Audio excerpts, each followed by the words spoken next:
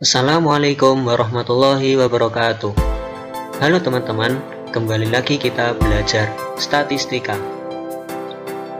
Pada kesempatan kali ini, kita akan belajar pengaruh mata kuliah statistika terhadap pemahaman mahasiswa tentang penelitian studi kasus mahasiswa Prodi PAI semester 3.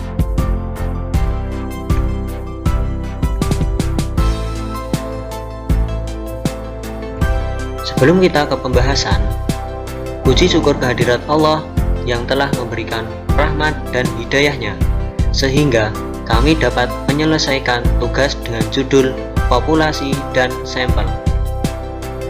Tujuan dari PowerPoint ini adalah untuk memenuhi tugas ujian akhir semester statistika yang diampu oleh Ibu Dian Kusuma Wardani. Mohon kritik dan saran apabila dalam pembahasan nanti terjadi kesalahan dan kekurangan.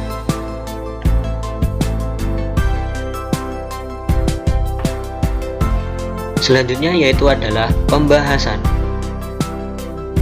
Populasi merupakan keseluruhan dari kumpulan elemen yang memiliki sejumlah karakteristik umum yang terdiri dari bidang-bidang untuk diteliti. Lebih mudahnya, populasi adalah keseluruhan dari jumlah subjek yang akan diteliti oleh seorang peneliti.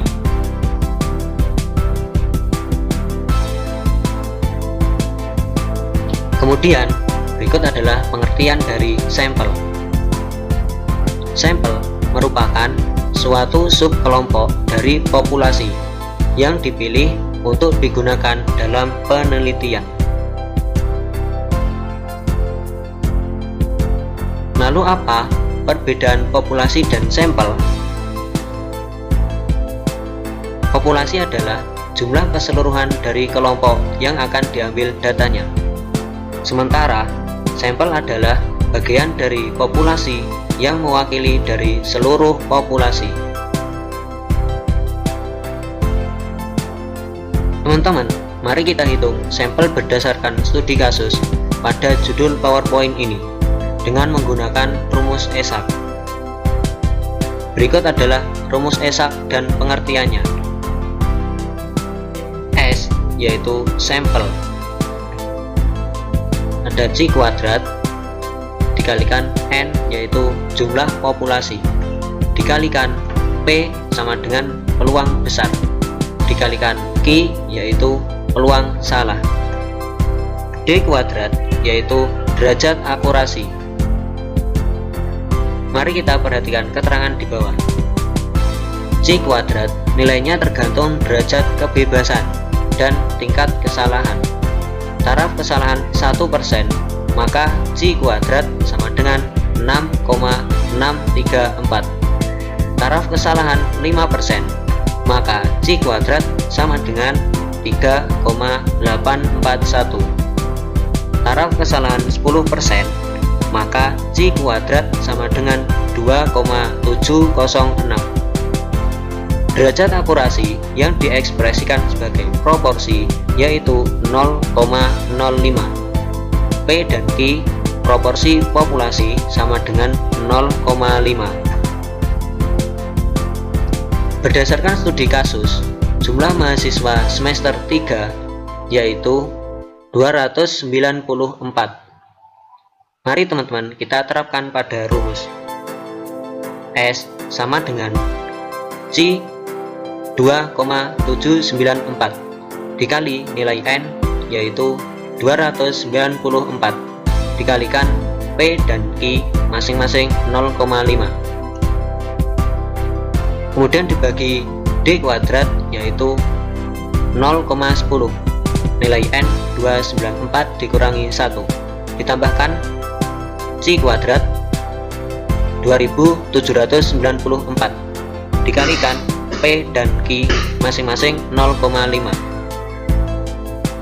sama dengan 198,8 dibagi 3,6 sama dengan ketemu 55. Jadi sampel yang diambil adalah sejumlah 55 mahasiswa. Kesimpulannya adalah populasi dan sampel merupakan kedua unsur yang saling terikat dalam melakukan penelitian. Untuk itu, dalam menghitung sampel perlu dilakukan uji penelitian terhadap suatu populasi menggunakan teknik tertentu untuk mendapatkan hasil yang akurat dari objek yang diamati. Ya, lanjut ke kelompok yang kedua, yaitu menentukan teknik sampling. Kita masuk ke pendahuluan. Statistika adalah ilmu yang berhubungan dengan cara-cara pengumpulan data, pengolahan data, penganalisaan data, penarikan kesimpulan, dan pembuatan keputusan yang cukup beralasan berdasarkan fakta yang ada. Statistika sudah digunakan sejak tahun 300 sebelum Masehi oleh bangsa Babilonia. Hingga kini, statistika sudah digunakan untuk berbagai macam bidang, mulai dari ilmu ekonomi, sosial, politik, psikologi, hingga fisika. Lanjut ke metode. Dalam penelitian ini, kami memakai teknik probability simple random sampling. Langkah-langkah melakukan teknik simple random sampling yaitu: yang pertama, tentukan populasi yang akan menjadi target. Yang kedua, hitung jumlah sampel yang dibutuhkan. Yang ketiga, lakukan pemilihan sampel secara acak. Yang keempat, kumpulkan data yang didapatkan dari sampel. Lanjut ke pembahasan dan hasil. Sebelum masuk ke pembahasan dan hasil, kita harus mengetahui ada berapa jenis teknik sampling ya. Teknik sampling dibagi menjadi dua, ada teknik sampling non probability yang meliputi purpose safe sampling, accidental sampling, quota sampling, snowball sampling, dan sampel jenuh. Kemudian teknik sampling probability meliputi simple random sampling, stratified random sampling, cluster sampling, systematic random sampling, proportionate stratified random sampling, dan disproportionate stratified random sampling. Lanjut. Mengenai pengertian teknik simple random sampling, diambil dari kata simple yang berarti sederhana, karena pengambilan sampel anggota populasi dilakukan secara random atau acak tanpa memperhatikan strata yang ada dalam populasi itu. Cara yang digunakan untuk pengambilan sampel biasanya digunakan cara seperti undian atau tabel bilangan random. Ya, teknik simple random sampling ini memiliki kelebihan dan kekurangan. Kelebihannya yang pertama, tidak membutuhkan informasi tambahan pada kerangka sampel seperti wilayah geografis, letaknya di mana, dan lain-lain, selain daftar lengkap elemen populasi survei dengan informasi yang akan diteliti. Yang kedua, rumus yang digunakan relatif sangat mudah. Yang ketiga, mudah diterapkan untuk populasi yang kecil. Ya, makanya kita memilih teknik simple random sampling karena populasi kita yang kecil dan untuk memudahkan penelitian ini. Yang kedua kekurangannya yaitu yang pertama akan menjadi mahal dan tidak mungkin dikerjakan untuk populasi yang sangat besar karena semua elemen harus diidentifikasi sebelum diambil sampel. Ya, jadi jika populasinya besar ini akan sangat susah dan mungkin akan mengeluarkan biaya yang sangat mahal.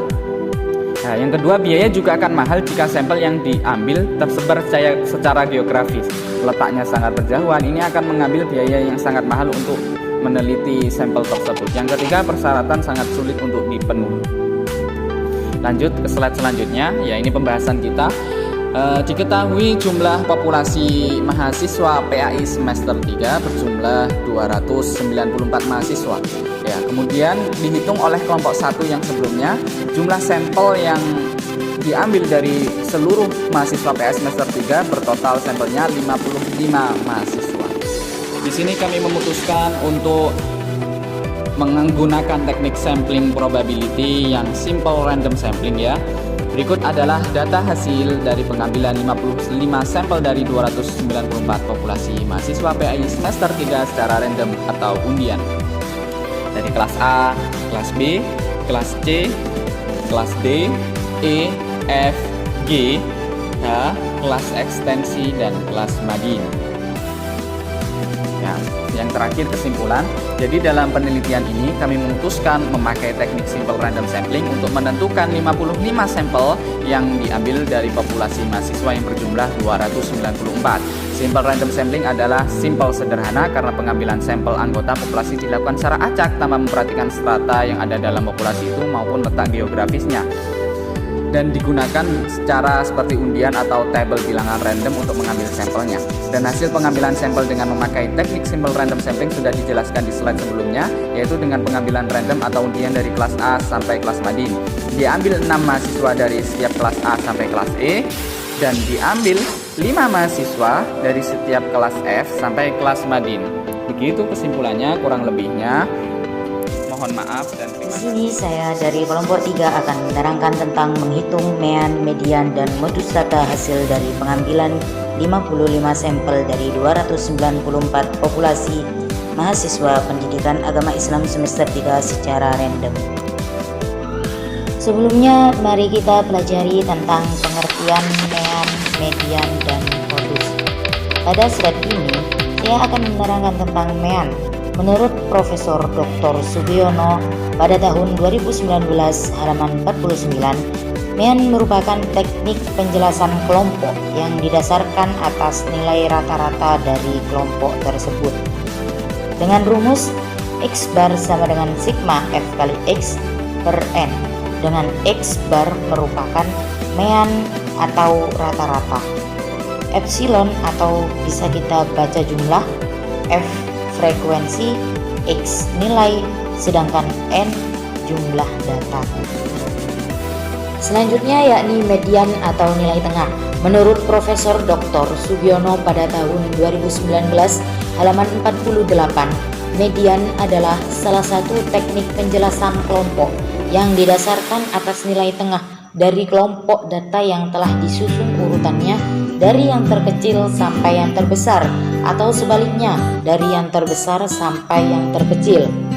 Rumus median terbagi menjadi 2, tergantung oleh jumlah datanya. Jika data tersebut ganjil, maka rumusnya adalah median sama dengan data ke N plus 1 per 2. Untuk data yang genap, rumus median sama dengan data ke N per 2 plus data ke N per 2 plus 1 per 2, dengan M merupakan median dan N merupakan jumlah data. Selanjutnya, modus atau nilai yang sering muncul. Menurut Profesor Dr. Sugiono pada tahun 2019 halaman 47, modus merupakan teknik penjelasan kelompok yang didasarkan atas nilai yang sedang populer atau nilai yang sering muncul dalam kelompok tersebut. Berikut ini merupakan data nilai ujian tengah semester atau UTS mata kuliah Statistik Dasar semester 3 Fakultas Pendidikan Agama Islam Universitas Kiai Haji Abdul Wahab Hasbullah, yang mana pengambilan datanya dari hasil pengambilan sampel dari populasi mahasiswa PAI semester 3 secara random seperti yang sudah dijelaskan oleh kelompok sebelumnya. Nilai tersebut kita rubah menjadi tabel frekuensi seperti pada di slide. Pertama, mari kita mencari mean dengan rumus X bar sama dengan sigma F kali X per N. Pada tabel sudah dihitung F kali X-nya. F itu frekuensi, X adalah nilainya. Dilihat pada tabel, 35 dikali 1 sama dengan 35, 45 dikali 3 sama dengan 135, 55 dikali 4 sama dengan 220, dan seterusnya. F kali X itu dijumlah menghasilkan 4395, maka sigma F kali X adalah 4395, N-nya adalah jumlah seluruh mahasiswa yaitu 55, maka 4395 per 55 hasilnya adalah 79,9. Selanjutnya kita mencari median.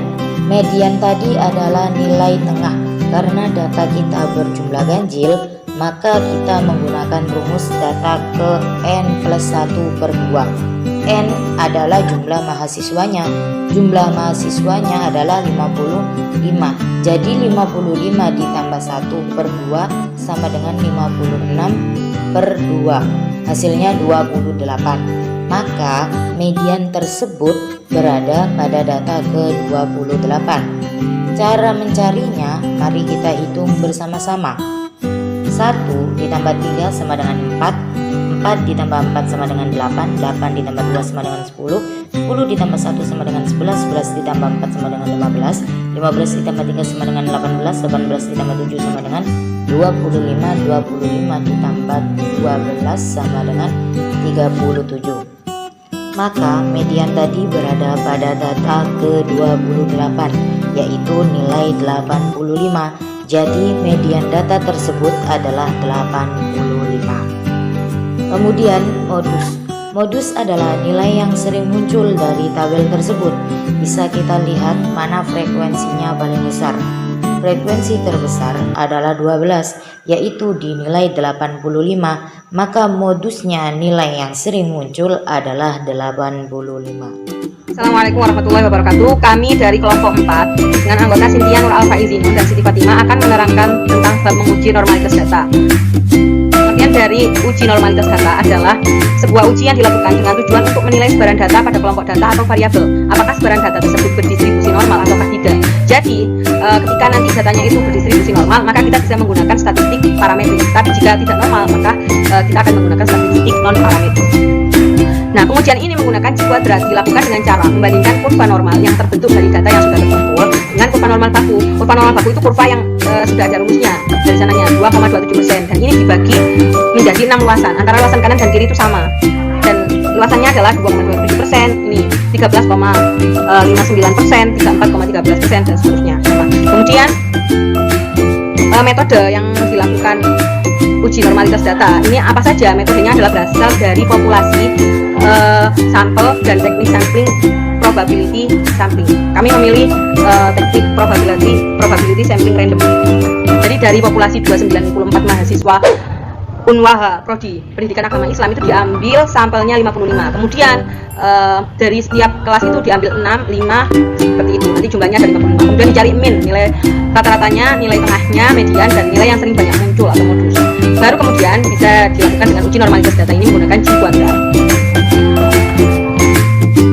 Langsung ke pokok inti pembahasannya. Diketahui data nilai ujian mata kuliah statistik 55 mahasiswa akan diuji normalitasnya dengan menggunakan G kuadrat. Nah, langkah-langkahnya bagaimana? Yang pertama adalah menentukan jumlah kelas intervalnya. Rumusnya bagaimana? K sama dengan 1 ditambah 3,3 log N. Seperti ini. Nah, N ini jumlah banyaknya data observasi yang kita lakukan, kan ada 55. Nah, 1 ditambah 3,3 log 55 sama dengan 1 ditambah 33, 1,74. Nah, nanti ini hasilnya ketemu berapa? Ketemu 6,74. Bisa juga dibulatkan menjadi 7. Nah, kita bisa memilih 6 atau 7, namun kelompok kita itu memilih 6. Kenapa? Disesuaikan dengan 6 bidang yang ada pada kurva normal baku. Jadi sudah ditemukan atau diketahui bahwa jumlah kelas intervalnya adalah 6. Kemudian yang kedua, menentukan panjang kelas interval, yaitu rumusnya adalah data terbesar dikurangi data terkecil dibagi jumlah kelas interval. Tadi sudah diketahui jumlah kelas intervalnya 6. Nah, kemudian data terbesarnya 100, data terkecilnya 45, dikurangi dan dibagi 6 menjadi 9,16, dibulatkan menjadi 10. Nah, kemudian yang nomor 3 dimasukkan ke tabel penolong untuk pengujian normalitas data ini. Ada interval, frekuensi observasi, frekuensi harapan, dan ini rumusnya nanti. Setelah itu, nah, yang keempat adalah menghitung frekuensi yang diharapkan. Caranya bagaimana? Ini didasarkan pada presentasi luas tiap bidang kurva normal dikalikan jumlah data observasi. Nah, jadi baris pertama 2,27%. Ini melihat dari mana? Luas yang ada di kurva normal baku. Dikali 55, karena kita sampelnya 55. Data yang diobservasikan 55 sama dengan 1,24 dibulatkan menjadi 2. Seterusnya ke bawah seperti itu. Sama caranya. Selanjutnya adalah tinggal memasukkan nilai-nilai yang sudah dicari tadi. Nah, kelas intervalnya kan ada 6 jumlah kelas intervalnya. Berarti 1, 2, 3, 4, 5, 6. Kemudian panjang kelasnya diketahui 10. Nah, nilai dari nilai terendah 45 sampai 54 ini dihitung 10. 55 sampai 6 ini dihitung 10. Seperti itu. Kemudian frekuensi observasi ini adalah nilai yang sering banyak muncul. 45 sampai 54 yang mendapatkan 5 antara 45 sampai 54 yang mendapatkan nilai antara 45 sampai 54. Ini berapa mahasiswa? Itu ada 2. Dan selanjutnya seperti itu ada 4 mahasiswa. Sampai yang terakhir nilai 95 sampai 100 itu ada berapa mahasiswa? Ada 15. Kemudian frekuensi harapan yang sudah dicari tadi tinggal dimasukkan ke sini. 2, 8, 19 sampai bawah dimasukkan ke sini. Kemudian frekuensi observasi ini dikurangi frekuensi harapan. Nah, setelah itu hasilnya ini dipangkatkan 2, dan setelah itu hasil dari pangkat 2 ini, kolom yang ini dibagi frekuensi harapan. Jadi 0 dibagi 2 sama dengan 0 sampai ke bawah nanti ketemu jumlahnya, hasilnya 115,77, dan ini disebut dengan nilai Chi kuadrat hitung. Nah, kemudian cara yang terakhir bagaimana? Menentukan nilai Chi kuadrat tabel DK sama dengan 6 kurangi 1 sama dengan 5. Berdasarkan tabel Chi kuadrat dapat diketahui bahwa bila DK 5 dan kesalahannya ditetapkan 5%, maka harga Chi kuadrat tabel itu ditemukan 11,00. Nah, itu sudah ada ketentuannya, sudah ada tabelnya. Kemudian dibandingkan dengan nilai Chi kuadrat hitung yang ini. Nah, maka maka kesimpulannya atau hasilnya, karena nilai I kuadrat dihitung lebih besar dari V kuadrat tabel 11070, maka keputusannya adalah 5HI, yaitu menyatakan bahwa distribusi data nilai mata kuliah statistik 55 mahasiswa adalah menyebar tidak normal. Jadi bisa diambil kesimpulan bahwa uji normalitas data adalah sebuah uji yang dilakukan dengan tujuan untuk menilai sebaran data pada kelompok data variabel. Pengujian ini menggunakan metode kuadrat agar bisa menentukan sebaran data tersebut normal atau tidak distribusinya. Sebagaimana contoh pengambilan sampel 55 mahasiswa tadi. Demikian presentasi dari kelompok kami, kurang lebihnya mohon maaf. Assalamualaikum warahmatullahi wabarakatuh.